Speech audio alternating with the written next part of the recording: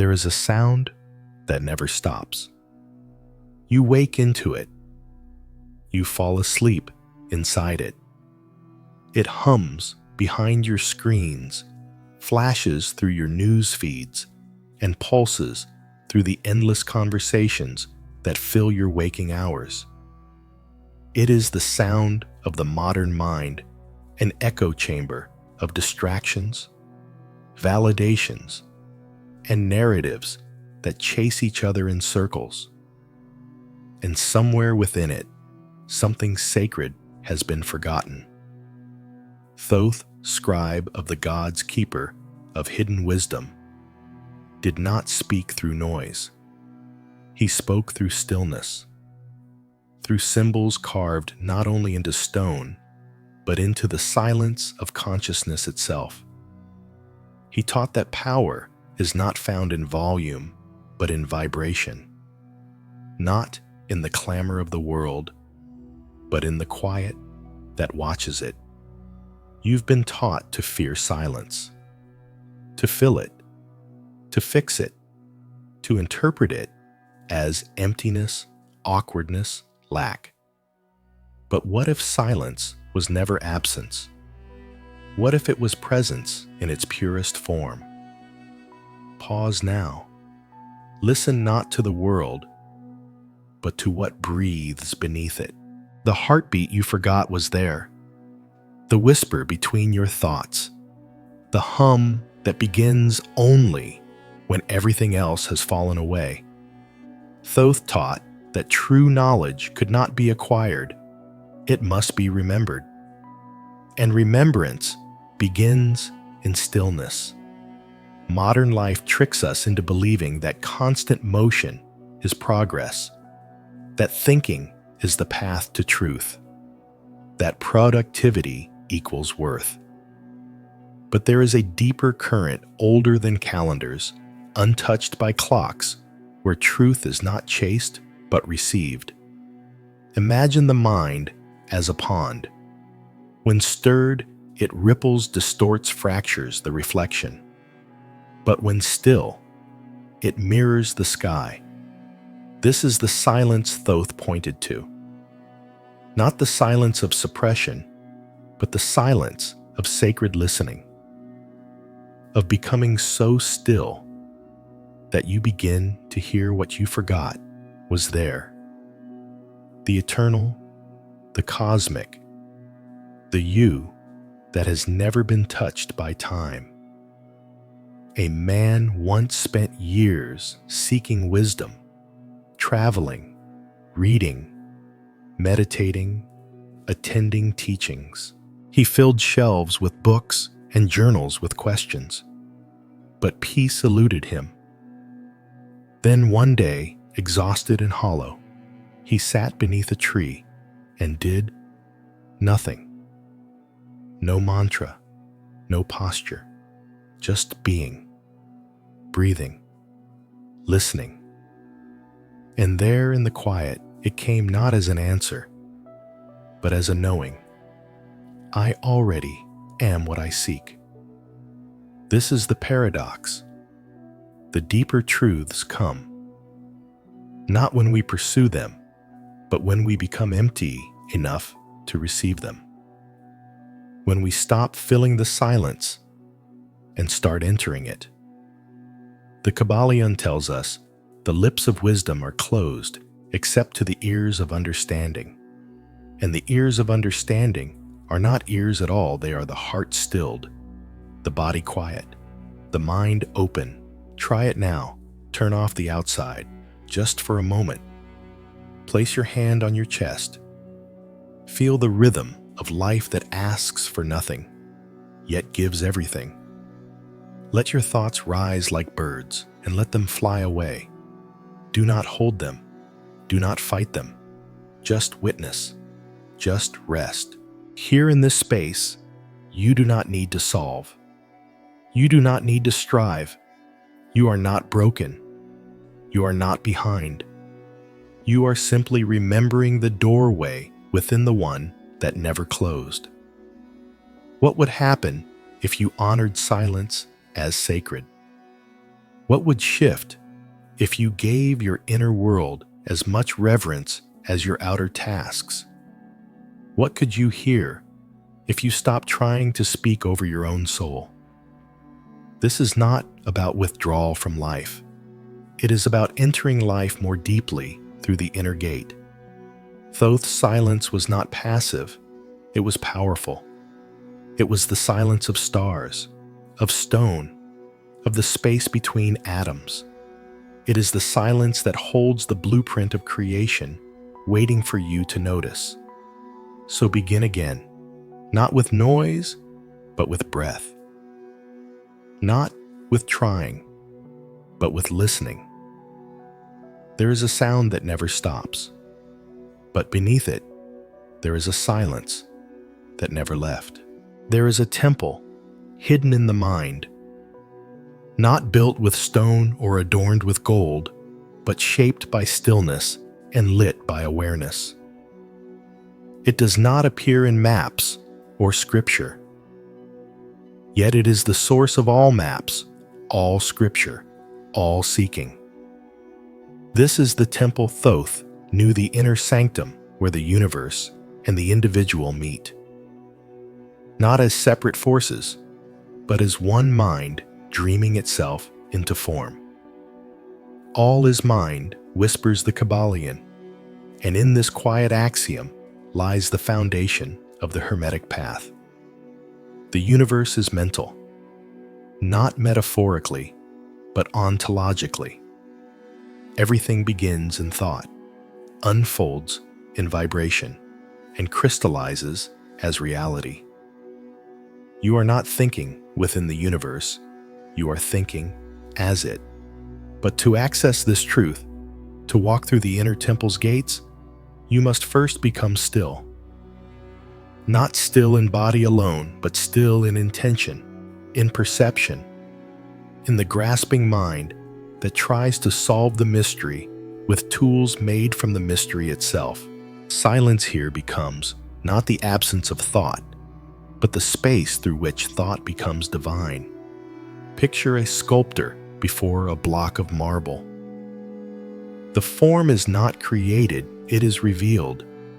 She chips away only what does not belong.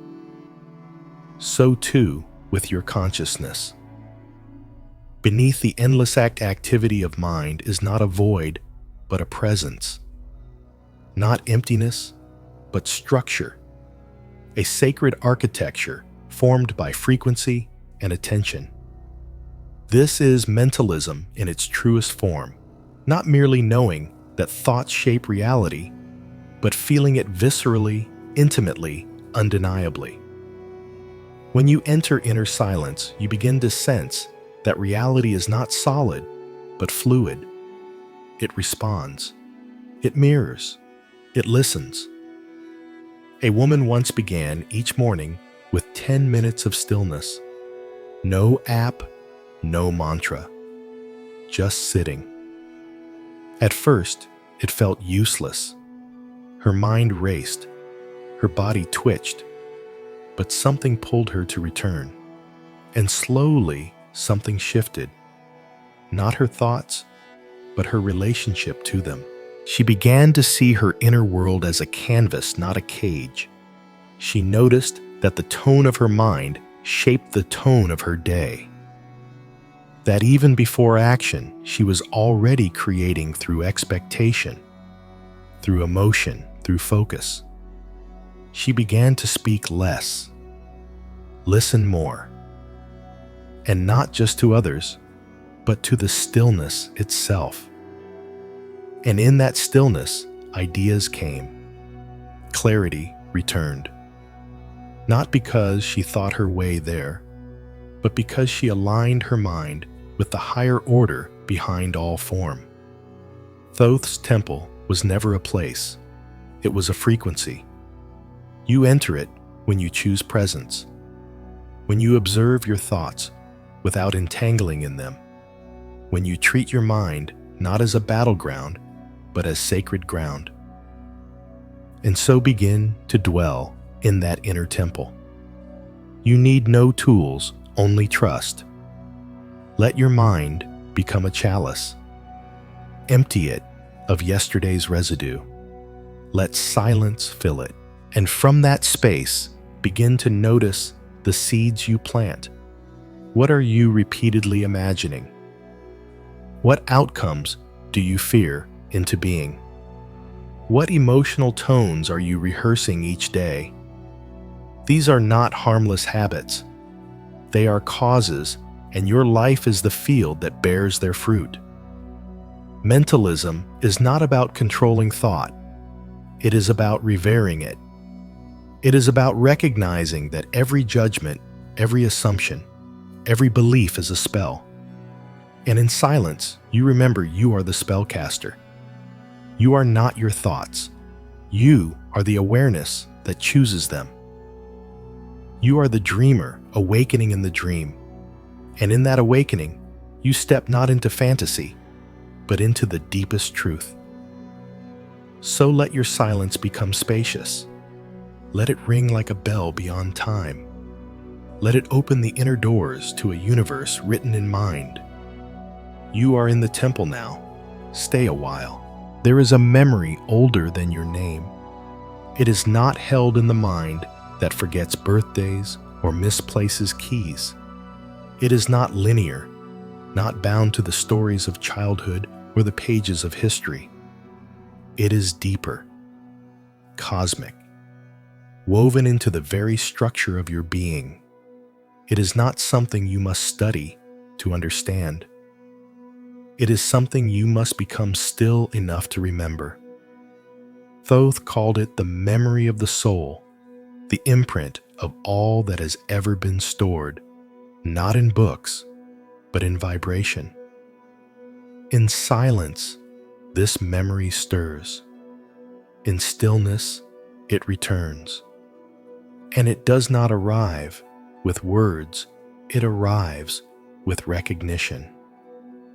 You've had glimpses, a feeling when you gaze at the stars as if you're being watched by something benevolent, a pull when you hear ancient chants or walk through sacred ruins as if your footsteps are not the first, a softness when you are truly alone and yet feel utterly held. These are not fantasies, they are flickers of remembrance. The Kybalion says, nothing rests, everything moves, everything vibrates. And in that vibration is stored the song of the cosmos. Just as a string remembers its tuning, your soul remembers its origin. But noise clouds the tone. Fear distorts the pitch. The memory does not fade, it is simply masked. That is why silence is not an escape, it is a key. Imagine a cave deep beneath the earth. In its center lies a pool of still water. Above it, glyphs carved in stone, untouched for millennia. You shine a light, and the symbols reveal themselves. But the light must be still, not flickering. The pool must be undisturbed, or the reflections blur. So too is the landscape of your inner world. Only in silence does the memory surface. Only in presence does it become clear. A man once struggled with meaning. He changed jobs, moved cities, sought purpose, like a hunter seeking prey. Nothing fulfilled. He tried spirituality, tried success, tried simplicity. Still the ache, until one evening, lost in thought beneath a quiet sky, he felt it not an answer, but a knowing. You are not missing purpose. You are forgetting your essence. And in that moment, he wept, not for sorrow, but for recognition. This is cosmic memory, not content, but consciousness, not facts, but frequency. And it does not return through striving. It returns through surrender. Thoth's emerald tablets were encoded not only in stone, but in the silence between syllables. The truths they held were not meant to be read. They were meant to be remembered.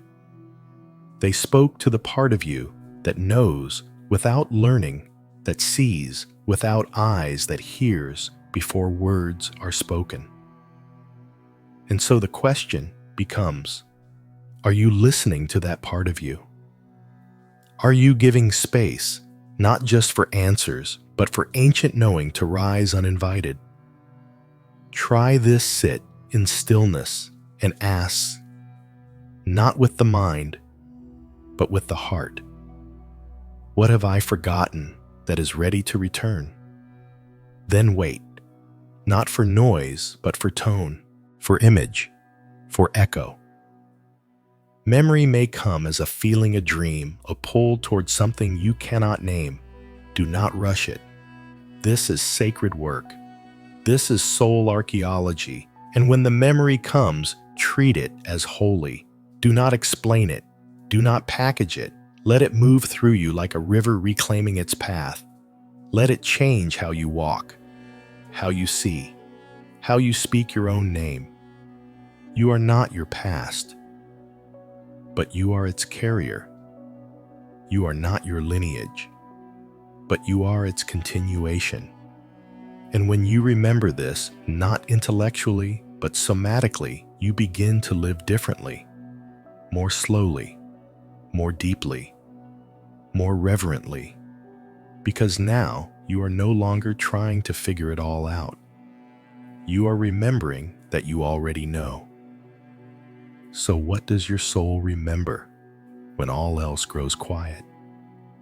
Who are you when the world stops telling you who to be? In the silence, the memory waits, not to be found, but to find you. Stillness does not mean stagnation. Silence is not a vacuum. Beneath the quiet, there is movement, sacred rhythmic alive, like breath rising and falling, like tides pulled by the moon, like the pulse within your veins whispering, I am here, I am changing, I am returning. Thoth knew this. He understood the law not only of mentalism and correspondence, but of polarity and rhythm, the swing of the cosmic pendulum, the dance of opposites within the one mind. What swings outward must swing inward.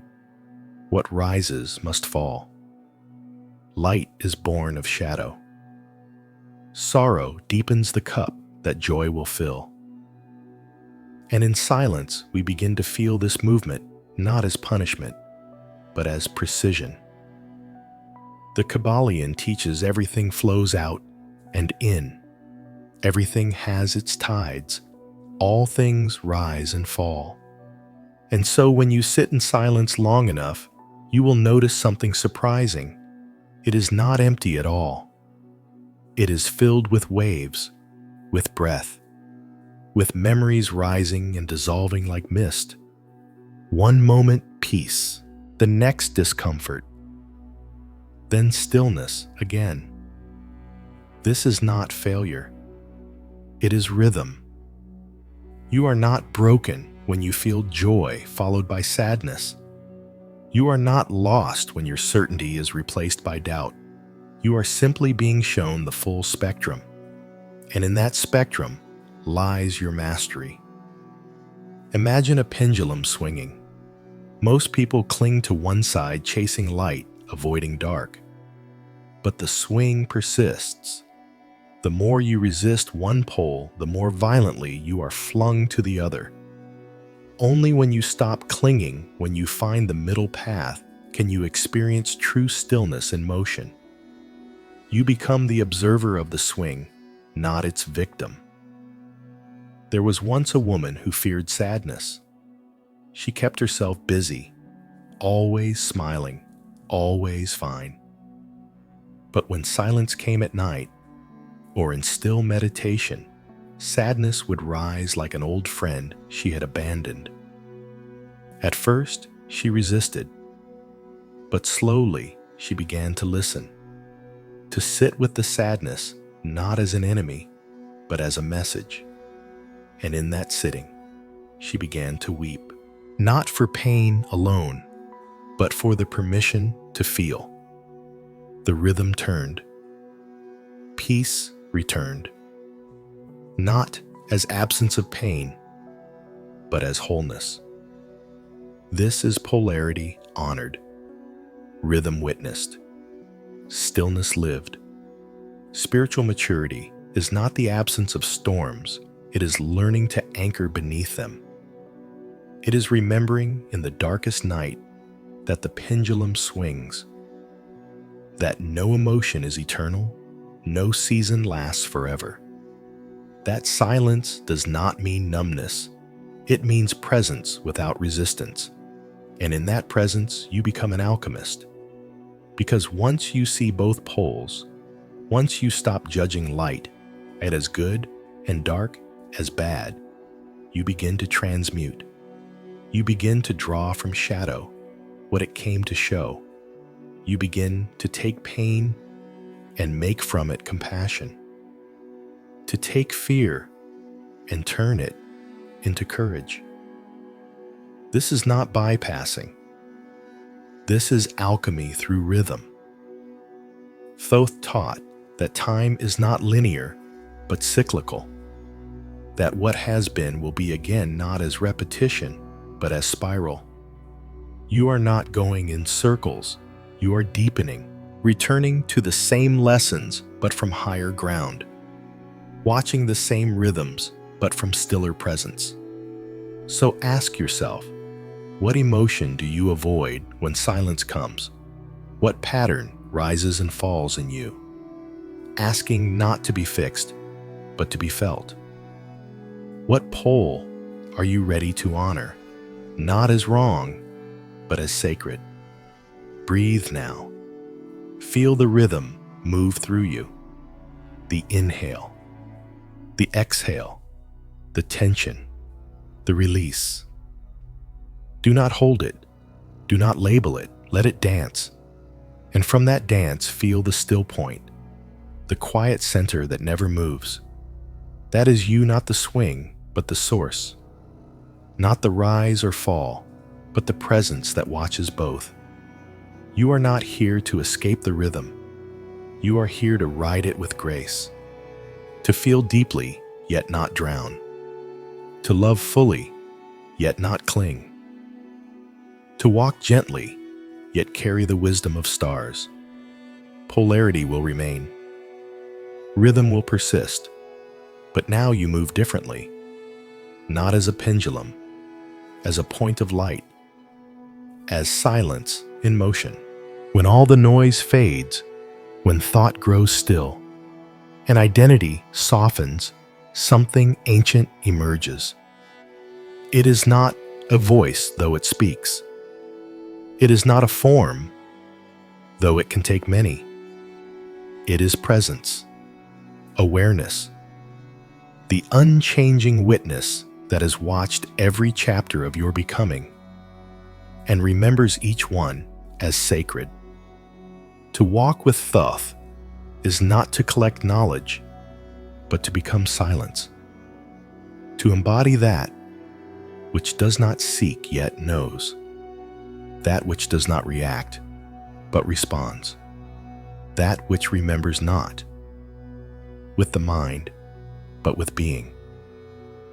The final secret is not a secret at all. It is the truth that has always waited beneath your striving. You are the silence that holds the cosmos. You are not a character in the dream. You are the dreamer. Not a ripple on the water. You are the stillness from which all waves arise. Not a note in the symphony. You are the listening that makes music possible. This is not poetry alone. It is physics of the soul. Quantum awareness. Spiritual alchemy.